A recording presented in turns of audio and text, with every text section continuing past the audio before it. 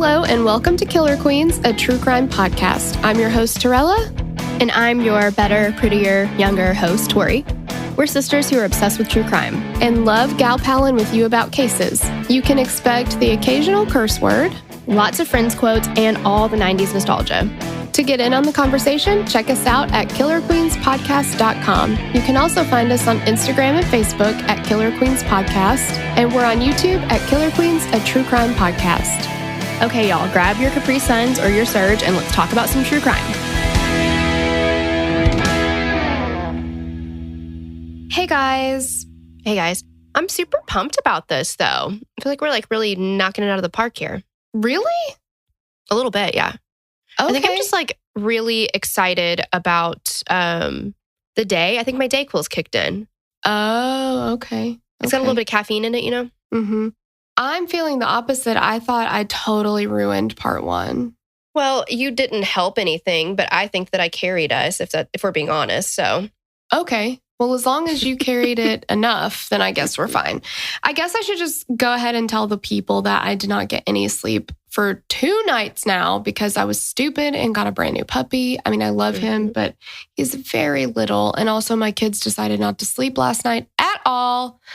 So anyway, it's just been, I'm very tired and it's like my brain is not working. So I apologize. Yeah. So hopefully you guys can forgive it. I guess I'm just, since we're recording these in direct succession, can't make any promises for this episode either. You know what I'm saying? Yeah. I understand. Okay, there it is. All right. So I think that we should do a little recap. Okay, that's a great idea. Yeah, if it's been the full week for you, we need just a refresher. If not, please just completely ignore this part. It won't be long, but... Yeah, for sure. Yeah. For sharts.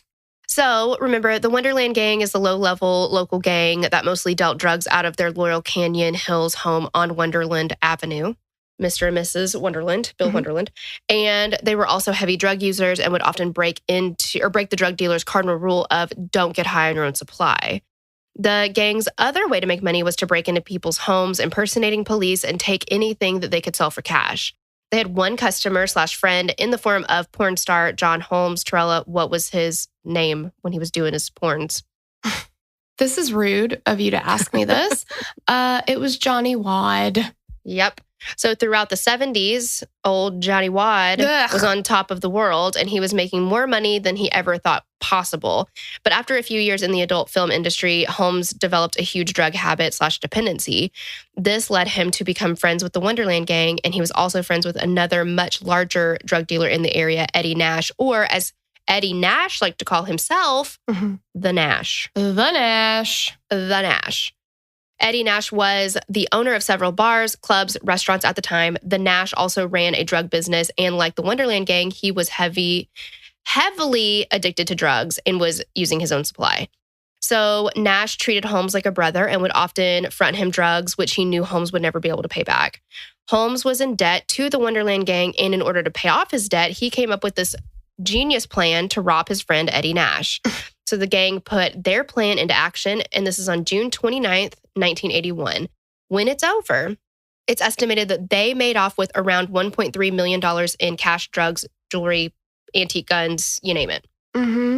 So what I love about this plan is John Holmes is like, I can never, ever, ever pay you back. I don't have any money. I don't have anything. Not only can I not pay you back, I'm not going to. No, never going to do that. Let's just steal the stuff from somebody else. Yes. Well, I mean, my God, what is he supposed to do? His hands are tied. Well, sure. Yeah. I mean, he's like, I need the drugs, clearly. I'm not going to stop doing the drugs. No. I'm not going to be able to pay for these drugs. So I've got, what else am I supposed to do? I'm going to have to steal it from someone else. Yeah. And that will square our debt as well. I mean, because it's just like, you know, if you borrow a coat from somebody or whatever, and then you give that coat to somebody else, you're like, oh, I don't need this anymore. You can have it. It's like, that's not yours to give. 100%. And also Eddie Nash, the people that we're talking about, they're not the most savory characters all the way around. No. Eddie Nash, though, I feel like was he was better than the fucking Wonderland Gang. But he trusted John Holmes as a friend. He saw him as a brother. And this fucking guy really fucked him over big fucking time. I mean, he really did. And like, the Nash is sitting here like, look, man, look, the Nash knows you can't pay him back. Yeah. The Nash knows you're just going to do all the drugs and you don't have any intentions of ever paying me back. But you know what? That's fine, man, because the Nash loves you. Yeah, it's like, daddy loves you. Daddy loves you. But the Nash. But the Nash loves you. Yeah. And he saw him as a brother. And he was like, you know what? The Nash and Johnny Wad stay together. Mm-hmm. And look what he done did to him. Look what you made me do. Yeah. Bitch better have my money. Exactly. So after the robbery, the gang gets back to the house on Wonderland Avenue and begins to sort through all of their newly found possessions. That's sweet that he said it like that. Newly found possessions. Sweet. Yeah. Stolen. So again, cash, drugs, jewelry, all the stuff. And the antique guns that Lanius had sold to Nash previously. So he just stole his own guns back, basically? Yes. Well, and that's the thing. No, but he didn't. Okay, Nash didn't steal the guns from Lanius. Lanius sold. He bought them. Yeah. And then Lanius wanted them back, so he went and stole them. That have just been paid for. Mm-hmm. Fair and square. I mean, come on. The Nash keeps receipts. Oh, you better believe the Nash keeps a receipt. Oh, yeah. While they were going through everything they had taken, the gang decided they would short Holmes on his cut. Their thought was that since they'd given John the $400 to go to Nash with in the first place, and then he got to stay there and do all kinds of drugs while they waited on him, that he deserved less of a cut because he was like partying it up the whole time. Well, and the whole point of him telling them about this is to pay off a debt that he owed anyway, so. Yeah, exactly. Yeah. They also factored in, like you said, what he owed them originally and said that the fact that he wasn't there for the actual break-in meant he should get less. Obviously, John is pissed about this, but, what's he going to do? Normally, he'd probably go to Nash and ask for help, but he can't go to the Nash because the Nash is going to know that he fucking did him dirty. Yep. And he can't go to the cops, so. Oh, God, no. Yeah. Hey, we stole from some guys and they won't give me my part. He started it. Exactly. Yeah. So John essentially just has to suck it up and move on. So John has some cash and some of the jewelry that was taken from the Nash. Mm-hmm. What's his next step? There are two different versions that we found of what John did next. The first version is that John knows that the Nash will figure out that he was involved. So the day after the robbery, he goes to Nash's home just to pop in and say hi. Essentially, John is trying to make it seem like he had no idea that he had no idea what had happened. And he was just coming by like he normally would, no change in his routine, basically. Right. And he's like, oh my, what happened here? Yeah, you broken into, you say. Oh my goodness. The Nash is not pleased. Exactly. And the Nash was not born yesterday. He's like, this seems weird. You're doing something weird here. The second version of the days following the Nash robbery, as told by a witness, Scott Thorson, he writes in his 1988 memoir, Behind the Candelabra, My Life with Liberace. It's actually pronounced Liberace. Just kidding. I wasn't expecting Liberace to come in here. I am kind of excited because we don't talk about Liberace enough, if we're being honest. So no, we don't. Yeah. But, okay, so Scott Thorson was a teenager when he met Liberace, and once he was 18, he'd moved in with him, and they had a relationship. And he says that Liberace made him get plastic surgery, trying to make Scott look more like himself. Wait, look more like Liberace. Mm-hmm. Just trying to keep up here. I guess, I don't know. Have I been dating wrong? Is that what you're supposed to do? The last thing that I want is to have to look at me in romantic situations. You know what I'm saying? Like, I don't want to see what me is doing. I don't want to see me. I want to see somebody else. Yeah. Not me. Right. So. That's interesting. I don't know what to do with that information.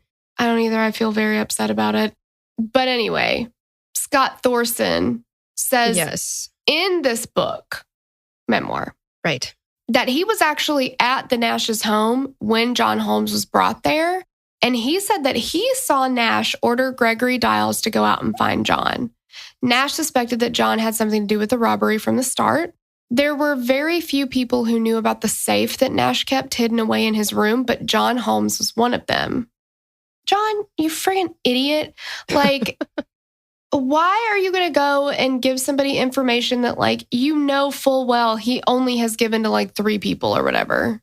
Well, he doesn't, I mean, I think that it's very obvious that John Holmes does very little thinking with his brain. He did a lot of thinking with his peen for a while, but now I don't know what he's thinking with. Brain's out of there, though. Yeah, it really is. And, I mean, that also just goes to show, like, how much of a betrayal this is to the Nash, because the Nash loved John.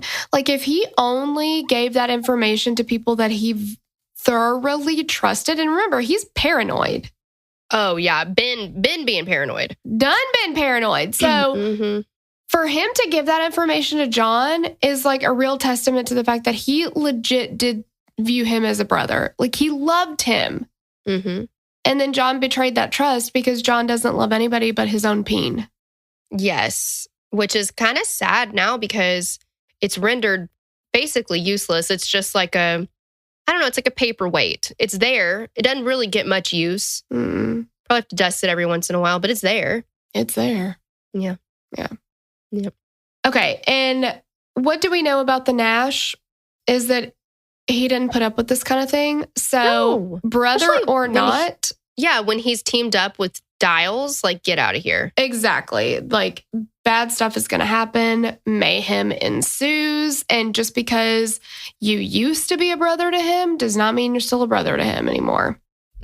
So Gregory Dials went out to the streets and started searching for John. And remember, Gregory Dials will shoot at you. He will empty his gun at you across 6 lanes of full traffic. He doesn't care. No, you are not safe. You can't hide behind shit. Because he'll just blow that up. Like, he doesn't care. If he has to kill 19 people to get 1 shot at you, so be it. Yeah. Like, who Those cares? people were in the wrong place, the wrong time. Exactly. It's their own fault. Eventually, he found John just walking around town. Oh, hi, John. Hey, I've actually been looking for you. This is perfect. Some accounts say that when Dials found him, John was actually wearing some of the jewelry that they had stolen from Nash. What an idiot! Yeah, exactly. You He's cannot like, but I wear found that. this. No, I found it. It fell out of your hair that way. Like, Exactly. You cannot do that. The Nash that is knows what jewelry is missing. Well, yeah, and it's literally probably a locket with a clipping of the Nash's hair inside of it. Like, Exactly. he's gonna know. Yeah. He's like, I would recognize that lock of the Nash's hair a mile away. Exactly. Try and unless me. he gives it to you like Wayne Newton did on Vegas Vacation, you stole it. Exactly. I mean, just what an idiot. So So Dials grabs him and escorts him back to Nash's home. And once Dials and John arrived at the Nash's house, Scott Thorson claims that he saw Nash order Dials to take John to another room and beat him. Gregory Dials took John to another room. He goes to work. He beats John until Eddie Nash came in to question him. I wonder if he beat him with his own dick. Oh, It's long enough. it is. Not very Yeah. hard, though. No. Too soon? Okay. It's like beating somebody with a soggy pool noodle. So Nash knows that John was involved. Again, if he wasn't sure about like, okay, well, I know that I told like 5 people about the safe and he's one of them. Wearing the jewelry that was stolen, dead giveaway, dude. Yeah. I don't think that you can talk your way out of that one after you've been caught with the jewelry on. on. Yeah. So he's like, look, I know you're involved and I know that you know who else is involved. So you need to just give me the names. And this was the early 80s. So cell phones were as big as a Volkswagen Beetle. So John carried around a little black address book with him. He did not have a cell phone with him, of course. No, with the contacts list and all that kind of stuff. Yeah. So Nash took this address book and started to flip through it while holding a gun on John. At this point, Nash didn't mince words. He told John simply and straightforward, "You tell me who did this, or I will hunt down every one of your friends and family in this book and brutally murder them." Jeez. And I believe he would have done it. Yeah, I do too. Based on the movie, it looked like Nash had a lot of time on his hands. He did a lot of like boating, yachting, partying. So he's got the time. Yeah, and he's got his, minions to go out and do whatever he wants. Resources. Yeah, exactly. Yeah. He can get shit done. Exactly. So John believes him too, and he's like, okay, fine. It was Ron Lanius and the Wonderland Gang. And Mark makes a good point that he says, I do feel like he would have eventually given them up without the threat to his family just because they shorted him his cut.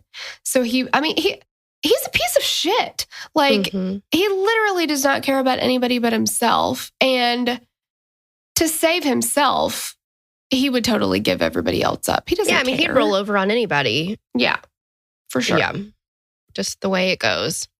Okay. So, Tori, tell us a little bit about basically the Nash's vengeance. Yes. So what happened that night is unclear as far as what order everyone was killed in. And no one that was thought to have been there ever came out and said what actually happened that night. But from different articles, this is the most common timeline that Mark could come up with. And I appreciate all of the hard work put into trying to figure this out. So in the early morning hours of July 1st, 1981, Eddie Nash put his plan for vengeance into action. He told Gregory Diles to take John Holmes to the gang's house on Wonderland Avenue and make things right. Gregory Dial took John and a few other people to Wonderland, and John was supposed to get them inside. As soon as they were in the home, the first person they came across is Barbara Richardson, and she's sleeping on a couch. She is beaten to death as she slept. And she had nothing to do with anything. Nothing to do with it. She's just there sleeping. Yeah. Next, they found a bedroom where Joy Miller was asleep in the bed and Billy Deverell must have heard something and he'd gotten up. Joy would be beaten with pipes and hammers until she was dead. Billy was also beaten with pipes and hammers. His body fell to the ground and he slumped over, leaning against a TV stand at the foot of the bed. Pipes littered the floor and a bloody hammer would be found tangled up in the sheets of the bed. According to Holmes, he did not take part in this. He was just brought there to witness the carnage. Next, they moved to the bedroom where Ron and Susan Lanius were sleeping. They attacked both with the pipes. Susan Lanius was beaten almost to death. She would be the only person in the home that night to survive. She was left with severe head injuries and amnesia. She also lost a finger in the attack. She was found on the floor next to the bed. Ron Lanius was hit in the head with the pipe while he was sleeping. After Diles hit him a few times, it said that he then pulled a gun on John Holmes and gave him the pipe. He told John to attack Lanius. John attacked Ron Lanius, caving in his skull with the metal pipe, hitting him over and over until his head was essentially mush, leaving him almost unrecognizable. When all was said and done, Billy Deverell, Joy Miller, Barbara Richardson, and Ron Lanius would all be dead.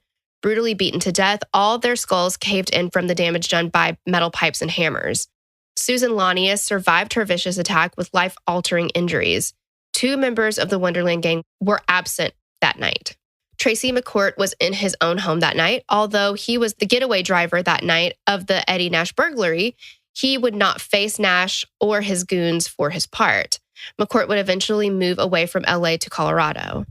David Lind was also not in the house that night. He was off in the San Fernando Valley in a hotel with a prostitute. Sex worker. They were on a drug bender, which ended up saving Lind life and keeping him safe from the attack that night. Neighbors around the Wonderland Avenue house would report that they heard screams coming from the house during the night. They never called the police because it was just par for the course when it came to the Wonderland Gang. They always had parties that lasted all night and people were always screaming and yelling. Could you imagine being the neighbor? Exactly. It's again, poor Joni Mitchell just trying to write her music. Yeah. And just sing her little heart out. Some of the neighbors said that they thought it was part of a primal scream therapy that was popular at the time. Jesus. I am so glad that God, Wild Wild Country, they did it there. But I'm so glad that we didn't live through that because Can you imagine like just dozing off and then hearing just these guttural, yes, just screaming. Just bushes flying. Oh, geez. Yep. Just you have to dodge the bush. Yeah. One neighbor claims to have heard a woman scream, "Oh God, please don't kill me," but brushed it off and went back to sleep. That sounds about normal. I mean, if we had a nickel for every time we heard that, you know what I mean? It's just like, just move on. Doesn't matter. You don't want to get in anybody's business. That's for damn sure. I'd rather live with the fact that someone was murdered than to get inside of all their business. So, well, and that's the right thing to do. Apparently. Mm-hmm. Before the police were called about the murders, there were other visitors to the Wonderland home. At one point, someone had come up and rang the buzzer and tried to buy drugs, but no one answered, so they left. Later in the day, more people came to get drugs and noticed that the door was open. They went into the home and came upon the crime scene. They then proceeded to try to go through the home and see if they could find any money or drugs. Sweet. Very nice. I know. It's like, I mean, you know, it's just the addiction takes over. It's right. Sad. I don't mean to laugh, but it's just like, you know, their first thought is not, I mean, and what are they going to do? They're going to call 911 and be like, so, hey, I was there to buy drugs. Yeah. But it's like, well, while I'm here. Yeah. I mean, don't want to miss an opportunity, right? Yeah. So when they were in the bedroom, Susan Lanius began to stir and made noise, and the men ran out and down the road. When the paramedics arrived, Susan had been there for over 12 hours clinging to life. My gosh. Tougher than a $2 steak. Yeah. On their way out, they yelled to some furniture movers next door that there were dead bodies in the home and that they should call the police.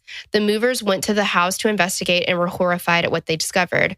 They immediately called the police, and shortly after, Wonderland Avenue was crawling with police and news reporters. Okay, I get that if you are addicted to drugs and you walk into this house and it seems like everybody is dead, I don't think it's right, but I understand that, like, okay, they're like, you know, the addiction's going to take over and they're like, let me see what I can find. She is still alive. Mm-hmm. The decision to not call, that's life or death for her. Well, yeah, I mean, who knows? Because if you're in that kind of a state, it could literally be seconds. You know what I mean? Like, she's already been there for 12 hours. So yeah, it's not one of those like, oh, well, what's another minute? Like, that could mean her life or death. Yeah. Yeah. So, I mean, do the right thing. Like, they still go on about their business and still look through the house. Like, come on. And then as they're leaving, they're like, well, we've wrapped up here, done all we can do. Now somebody call the police. Like, yeah, that's shitty. Well, you know who we need to call is Andy Cordan, because it's messed up. It's messed up. It is. Yep. You're right. So this case would fall into the laps of detectives Tom Lange and Robert Souza. Tom Lange had been and I'm saying Lange, I don't know if that's right. Lang? Yeah, I feel like it's Lang. Well, damn it. I was like going for something that was kind of like French. Yeah. My phone thinks that I'm French because of when we did Who Killed Little Gregory. Oh. It still assumes that I'm French. So everything that I type, it autocorrects to a French word. And I guess I just proved it right. That's really funny. Mm-hmm. That was so long ago that we did that. And yeah, no, my phone's like, got it. Definitely still French. Yes. Never stopped being French, clearly. Mm-hmm. Yes. So Tom Lang, Robert Souza. Tom Lang had been out at his ex-partner's ranch riding horses when he got the call. He then called his partner Souza, who immediately began to make his way to the crime scene as well. The media immediately called it the 4 on the floor murders because of the police radio call that went out. 4 down at Laurel Canyon. Okay. Like, don't they refer to anything like that? So it's like 2 down, 3 down, you know, whatever. So like, but why is this 4 on the floor immediately? Yeah. Yeah. And also, I mean, one of them, Susan, was found on the floor. Yeah. Yeah, I have no idea. Yeah. You know, somebody like the media, whoever it was that like coined that, was like, if this is going to spread like wildfire, I almost said wildflower. I know. But they do spread too. If this is going to spread like wildfire, I have... You almost did it again. I did. I almost did it again. It's got to be something like snappy, you know, catchy. Like, ooh, what are we going to call it? What are we going to call it? Like... Totally. Yeah. I mean, 4 on the floor. But both Lang, or Lange, however you want to, and Sousa knew that the media would be all over this case because just over a decade before, the Tate LaBianca murders had caused a frenzy. I almost said friendly. Frenzy. Tom Lang arrived on the scene before Sousa, so he got someone to follow him through the crime scene, filming while he narrated what he saw and went over the crime scene. The footage is available to watch online, but it is very graphic. Looking back, they would both say that the Wonderland crime scene was the most brutal, gruesome, bloody crime scene that LA has ever seen. So as they're going over the crime scene, though, police do find something of note in the bedroom where Ron and Susan were. On the headboard of the bed that Ron Lanius was beaten in was a palm print. Detectives quickly sent that out to try to figure out who it belonged to. While they were waiting for that to come back, the next logical step was to try to find other members of the Wonderland Gang who were unaccounted for, as they were the most likely suspect. Detectives found David Lind Hagen. And brought him in for questioning. Lind Hagen told them that he was not in the house that night, but that he was in a motel in the San Fernando Valley making a drug deal. And he was also doing drugs with a sex worker. Obviously, this piqued the detectives' interest, so they pressed and asked more questions because they thought that he knew more than he was letting on. After a while, Lind Hagen gave in and told them about the burglary the gang had performed only 48 hours before the murders took place. He also told them that John Holmes was an accomplice in the robbery.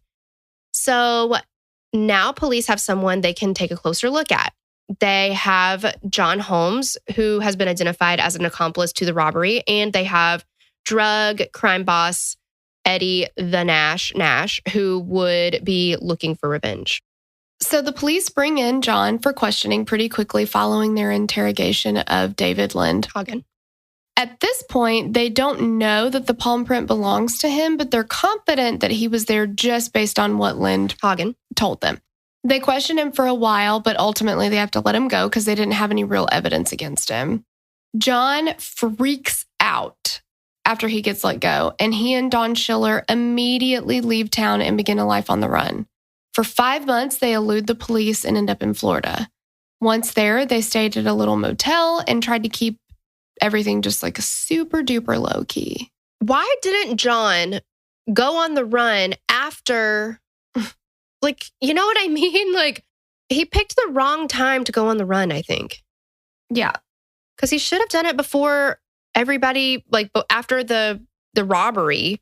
Right. Yeah. Like, yeah, get out of there because everybody already knows that you had something to do with it. Yeah, that you had something to do with it.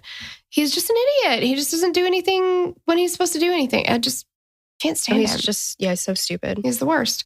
Okay, so they're trying to like live this like low-key life. He had gotten a job doing something. She was working at the motel, I think, doing cleaning. But his dumbass can't stay low-key very long.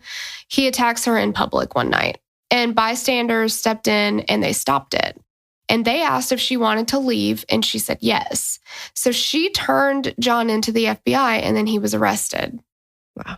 Sucks to suck, John. Yeah, exactly. I mean, you can't attack your girlfriend. No. And it was not the first time he'd done it. He did that kind of thing to her all the time. Mm-hmm. And he had pimped her out to Eddie Nash before, too. Mm-hmm. I mean, just awful stuff, you know? And she finally was like, I'm done with this. Like, mm-hmm. you know? He'd been manipulating her, gaslighting her, all these things to try to stay. And she just finally was like, he's never going to change.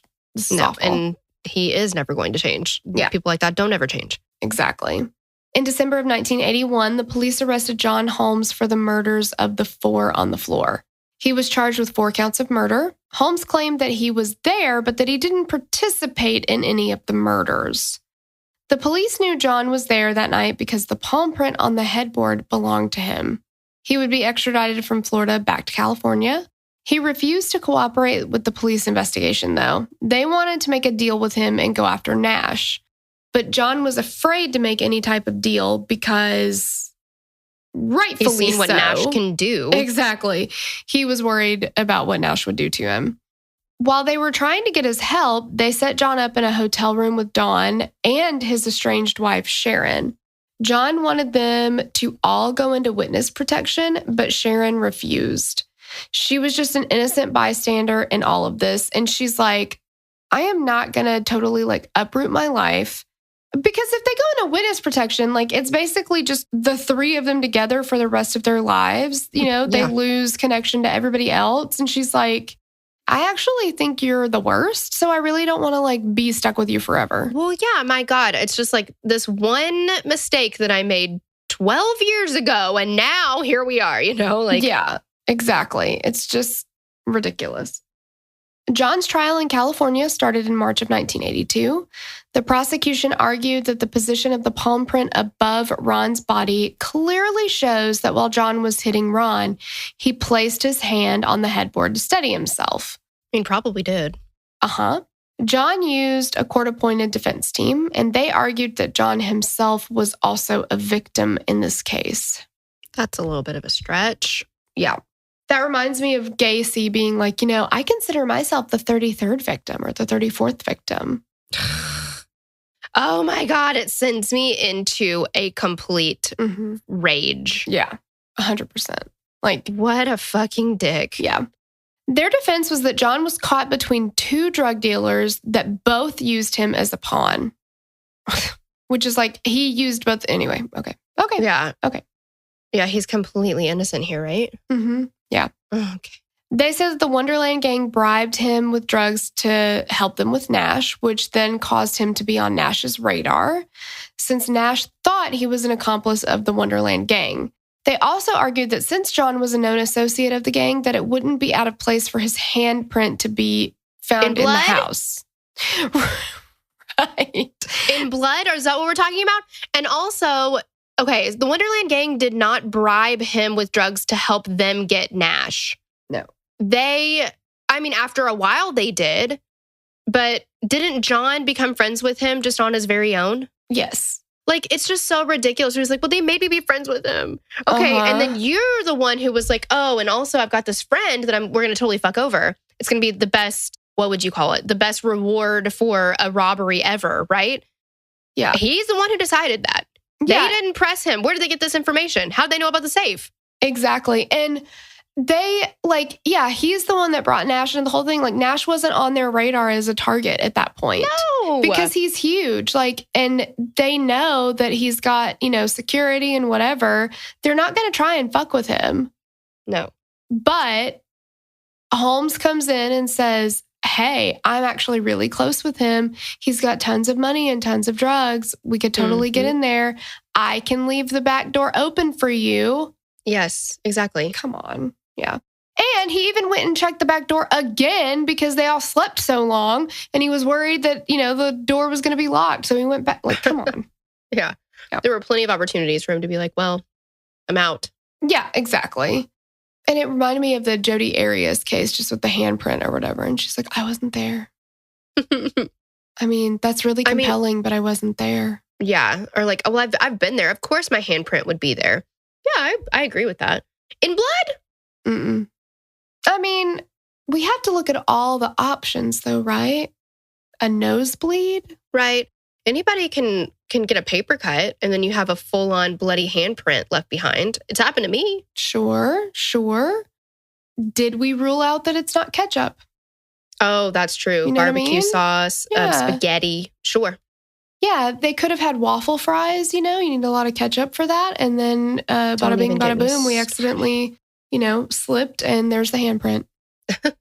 Exactly. Man, first it was the Hamburglers and now it's waffle fries. Like, I can't. Can you tell we're hungry? Yeah. While he was on trial, John was housed in the keep-aways section of the LA County Jail. Essentially, this is a section of the jail where celebrity or high-profile people are kept. Examples are Suge Knight and Chris Brown were both in cells next to Lonnie Franklin Jr., a.k.a. the Grim Sleeper, who by the time this comes out, we will have probably already covered on the Patreon. Sean Penn was in the cell next to Richard Ramirez. John Holmes was beside both of the Hillside Stranglers, Angelo Buono and Kenneth Bianchi. Also on Celebrity Row during Holmes' stay were serial killers Patrick Kearney and Vaughn Greenwood. So with all of that evidence, he definitely got convicted, right? You would think, right? Mm-hmm. Right? He was acquitted of all charges on June 26, 1982. The only charge he was convicted on was for contempt of court when he refused to provide evidence to the prosecution, for which he spent 110 days in jail. John Holmes's trial was a landmark case because it was the first trial to introduce videotape as evidence, since they included the crime scene walkthrough as evidence. The jury felt like John was an unwilling participant in the murders, and he was forced to take part. I think that is true. I'm not going to lie. I do think that is true. I don't think that he went to the house willingly and said, I'm going to murder some people. However, he was a very integral cog in the machine that he started. Like, he's the one who started that thing, like the train going. Mm-hmm. And then he's like, well, shit, I didn't know. I mean, I don't have any part in this. No, you had a big part in this. Right. And he knows the Nash well enough to know that he's going to turn around and kill whoever did this. Like, he knows that he's going to seek out revenge in that way. Of course. So, yeah, maybe he didn't want to take part in the murders, but he definitely was essentially sending these people out to slaughter, basically. Well, yeah, exactly. He poked the bear and then he was surprised at what he got. Because he was positive that nobody would connect him to it because he's like so smart or whatever. Right. Ugh. Just an idiot. Yep.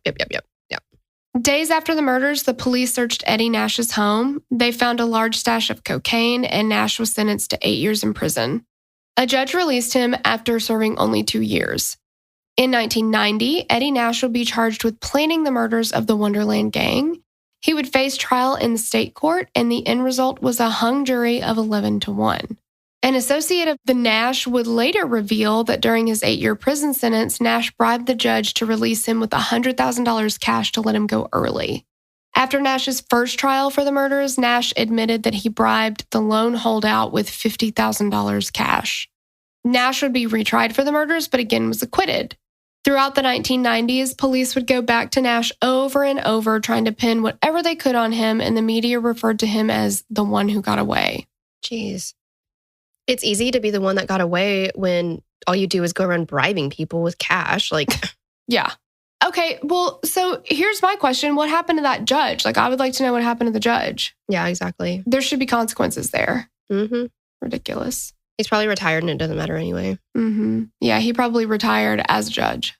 Yeah, you know he did. Yeah. It wasn't until 2000 that something finally stuck. So after a 4-year joint investigation, Eddie Nash was arrested on RICO charges for running a drug trafficking and money laundering operation, conspiring to carry out the Wonderland murders, and bribing one of the jurors of his first trial. But bribing a judge isn't. No. Nash was 70 years old at this point and decided to plead out. He pled guilty to the RICO charges and the jury tampering. He also admitted that he ordered his men to go to the Wonderland house to retrieve his stolen property, which could have resulted in injuries. Okay. He received 4.5 years in prison and a $250,000 fine. Eddie Nash died on August 9th, 2014 at the age of 85. Wow. 4.5 years. For the brutal slaying of 4 people and one clung to life. I mean, Gregory Dials was charged in 1990 with participating in the murders, but was also found not guilty. He died of liver failure in January of 1997. Jeez. After John Holmes was released from jail in 1982, he tried to make a comeback in the porn industry. Obviously, his name didn't have the same draw as it once did. When he did get a gig, it was for little more than just a brief cameo. In February of 1986, 9 to 10 months after testing negative, John tested positive for HIV. He kept the positive result to himself and signed a contract to make 2 films with Paradise Visuals. They would shoot in Italy, and when they were released, it was revealed that John hadn't told his co-stars about his test before having unprotected sex with them. This obviously caused quite an uproar, but John told the press that he was suffering from colon cancer. Okay. Like, what does that have to do with anything? What a piece of shit! Mm-hmm. You know, so dangerous that you have HIV and are positive. And you are a porn star. I mean, wow. Yeah.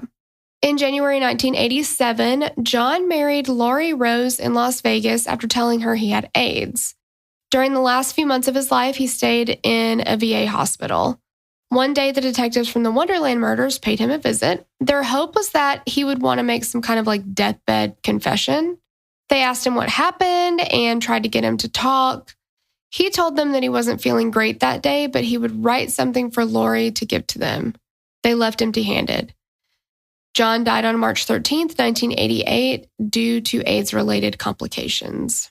In the weeks following the murders, Sharon claims that John made a confession to her. She claimed that John was at her home getting a hot bath and began crying and calling to her in the bathroom. "There's somebody out there who wants to kill me," John told Sharon. "Why?" she asked. "The murders. I was involved. I know who did it." Holmes went on to recount how he let 3 men into the home that belonged to the Wonderland Gang, escorted them in, and stood by as they savagely beat the 5 people inside the house. "I had to stand there and watch what they did," he told her. Sharon asked him how he could do that, saying, "You knew these people." And all he said was, "They were dirt." Wow. And Sharon revealed this after John died. To this day, the Wonderland murders are officially unsolved, but everyone involved in the investigation strongly believes that it was the work of Nash, Dials, and Holmes. And they were all acquitted. How? No earthly idea. I mean, they all met their demise already because of the timeline, right? Yeah. These murders took place in 1981, so it's a long, long, long time ago. Yeah. I watched an episode of Mysteries and Scandals on this case too, and one of the detectives was like, the irony about John Holmes in this case is that had he gone to prison for this murder, had he not been acquitted, he would have lived a lot longer probably. Yeah, he probably wouldn't have gotten HIV where he got it. Yeah, he wouldn't have been out to get HIV. So because he got out, he actually died a lot sooner because of that. And I'm like, that's weird. I mean, it's just another kind of strange layer to it, I guess. Oh, yeah, absolutely. It's crazy. But that's the story. That is. I would recommend, if you guys are interested in this case, the movie Wonderland it's interesting. I enjoyed it. It's set, of course, in 1981, but there are a lot of 70s because I think every decade kind of bleeds into the next at the end. So we've got a lot of 70s music and the outfits and the hair and all the stuff. You don't see not one bush in that movie, though, which is kind of, it's very nice, if we're being honest. It's very nice, yeah. Very nice. If you need to see them, you can, of course, Google. But once again, you can't unsee it once you've seen it. So no. Even just a picture of him wearing pants is disturbing. It's obscene. Yeah. Yeah. Well, that's it. Again, thank you to Mark for writing the script, and thanks to Jerry Burton for requesting it. Yes. Thank you guys so much for listening too, and we will catch you on the next episode. Bye. Bye. We'd love to hear your thoughts on this case. Connect with us on Instagram or Facebook to continue the conversation. Thanks for listening, and we will meet you back here next week. Bye.